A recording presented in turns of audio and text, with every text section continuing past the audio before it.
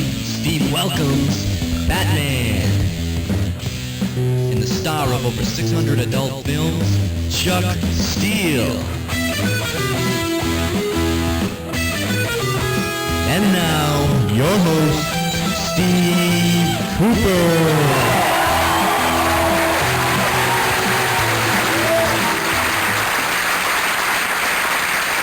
Welcome to the Steve Cooper Sideshow. I'm your host, I'm Steve, obviously.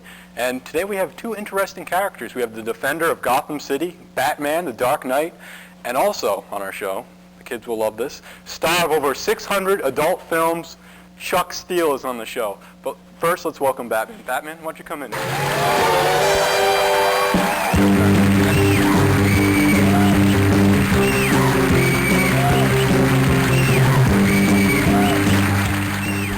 Now, is it Batman or the Dark Knight? What do you prefer to be called? Batman, please.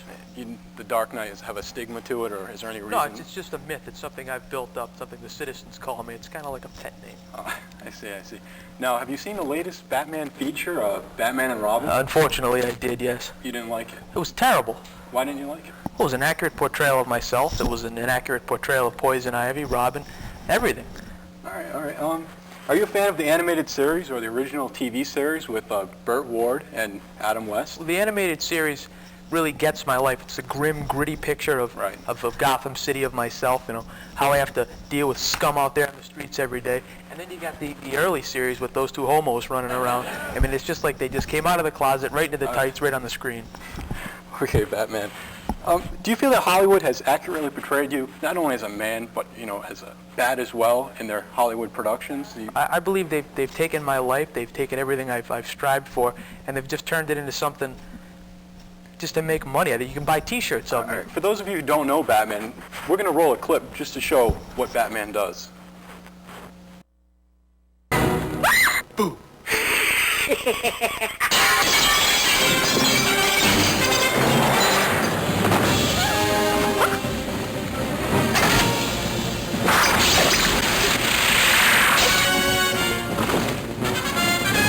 Hold on.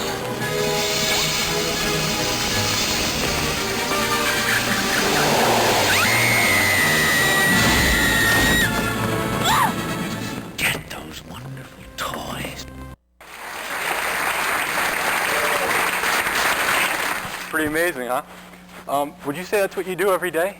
On an average, yes, I do. It's a lot of, you know, busted knuckles and knees in the gut. Right. Now, I hate to tell you this, but we had an intern go out with a hidden camera, and we got this footage. Let's see it.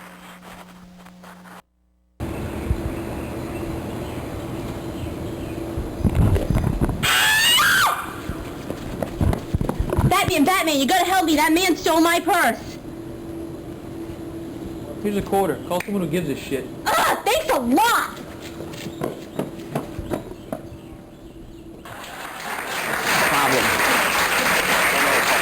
How do you explain that one, Batman? That had to be an imposture. That's an outrage. I would never do anything like that. I don't know, Batman. That looked just like was. you. It looked just like you. All these film clips, splice stuff in. Well, moving on. Let's cameras. move on to something more serious.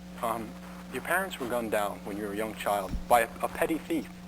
How did this affect you? Well, it happened to me at a very traumatic stage in my life where one would need their parents' love and affection the most, and I was brought up without that. Right. So, I mean, it obviously led me to the life that I've decided to take now. But because of your parents dying, you know, it's not a good thing. But they left you a huge inheritance, Batman. What do you do with that money? Well, most of the money is old money. It's based on Gotham real estate.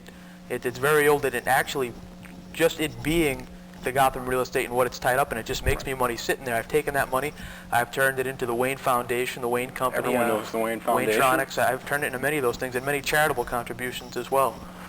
Okay. Now, quick question about, you know, Superman's in Metropolis, you're in Gotham. Why is Gotham that much of a tougher city? I know I've heard you say this in the past, and it's really gotten under some of the people's nerves in Metropolis. Gotham, I love Gotham City. I was born, I was raised in Gotham City. It is a sewer, though. I mean, compared to New York, it's nothing.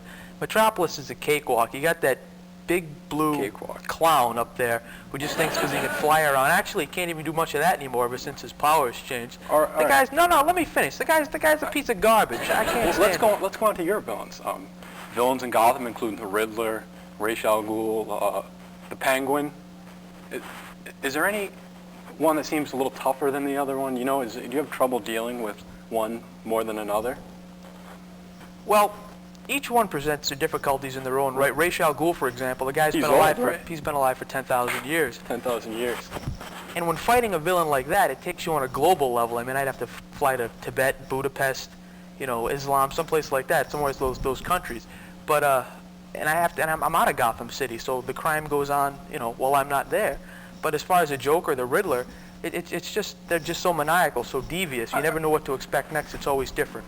All right, let's touch on something a little lighter.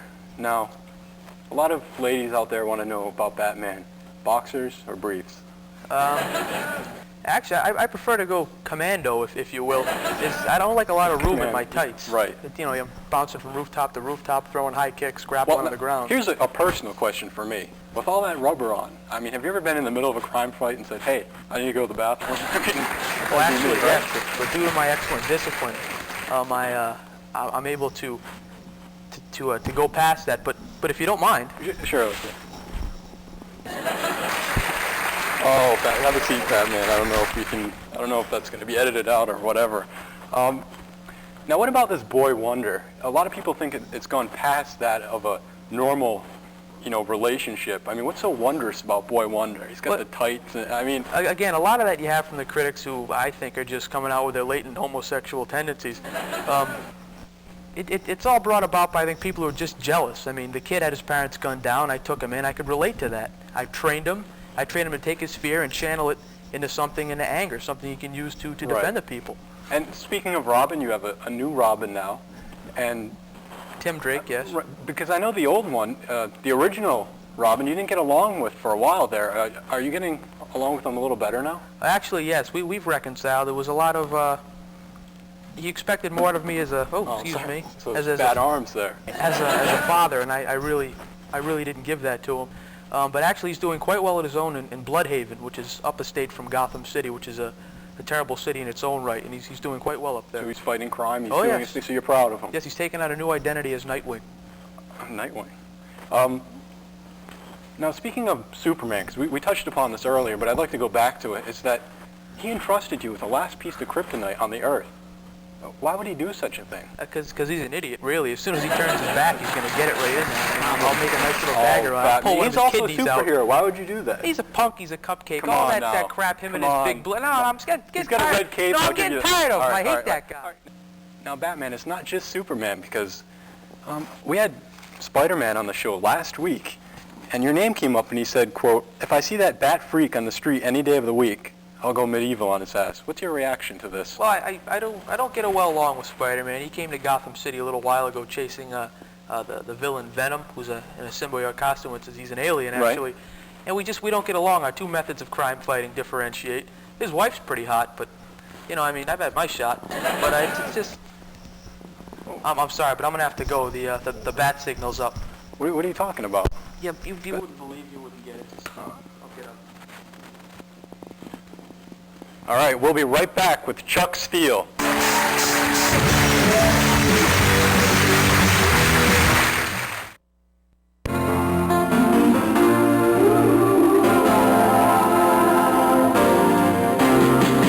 Doesn't matter what comes, just do better in life. With mental fresh and full of life. Nothing gets to you, staying fresh, staying cool. With mental fresh and full of life. Fresh goes better, mental better. Fresh goes better with mental fresh and full of life. Mentos, the fresh maker.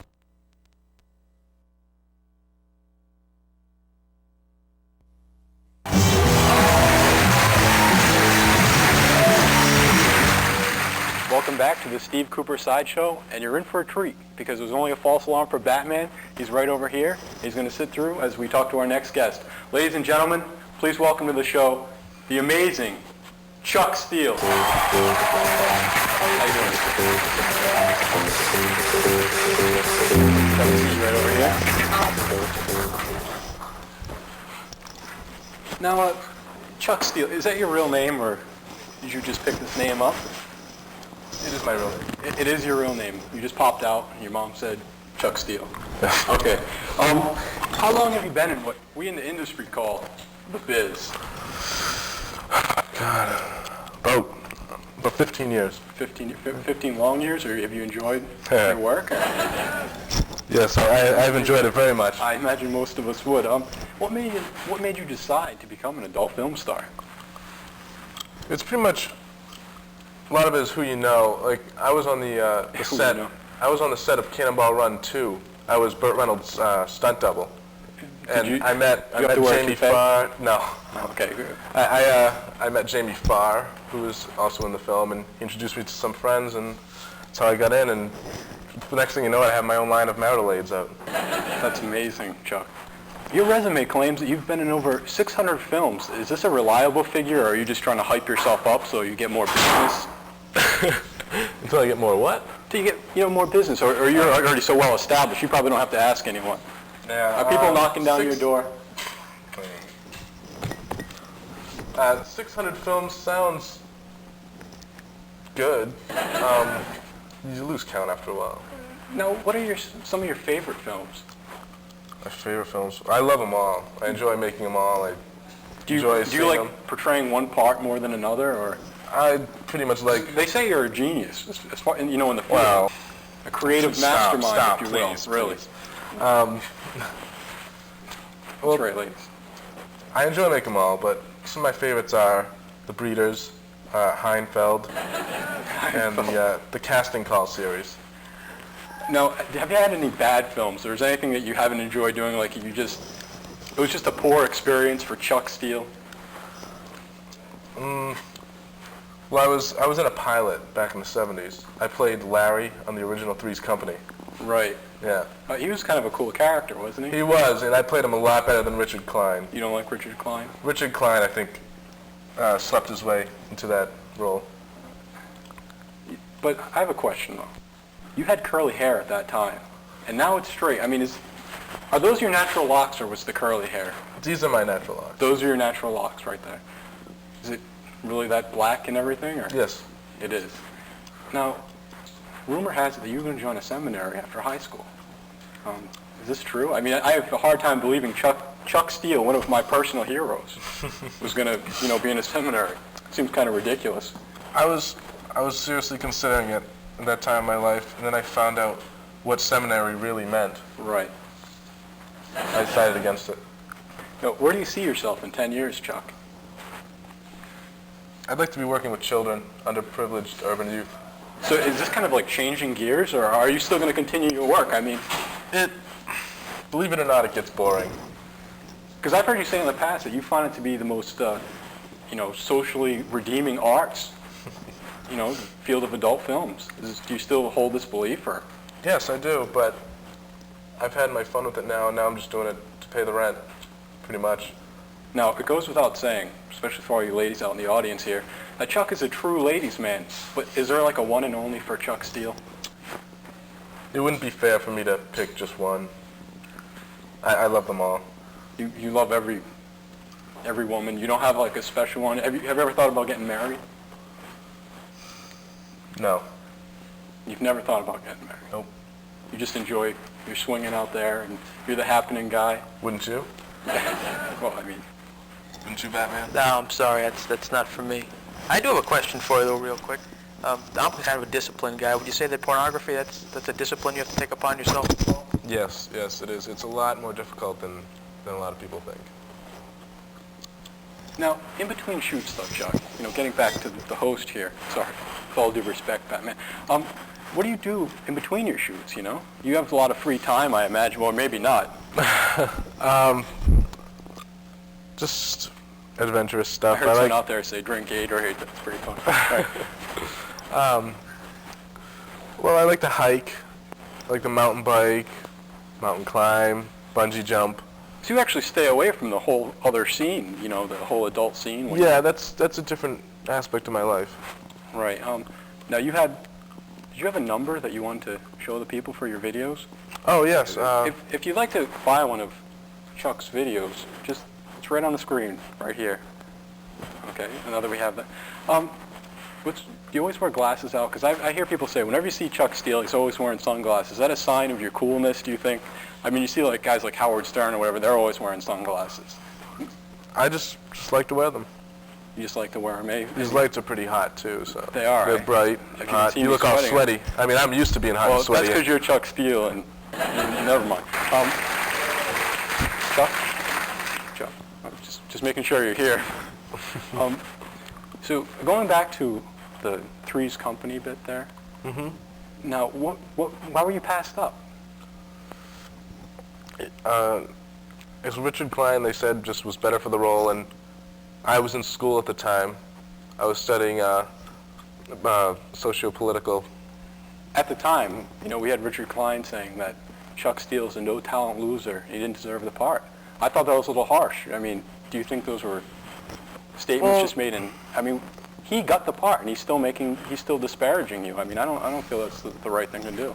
Well, Rich and I were really good friends at the time, but we really wanted the role, so we were really competitive, and we let that go from business into our personal lives. So it just kind of merged right over. Yeah, we faded apart. I talked to him about a year ago at Charles Nelson Riley's party. Now, what's going to be your next feature presentation? Are you working on anything now? Right now I'm on vacation. You're on vacation? Yeah.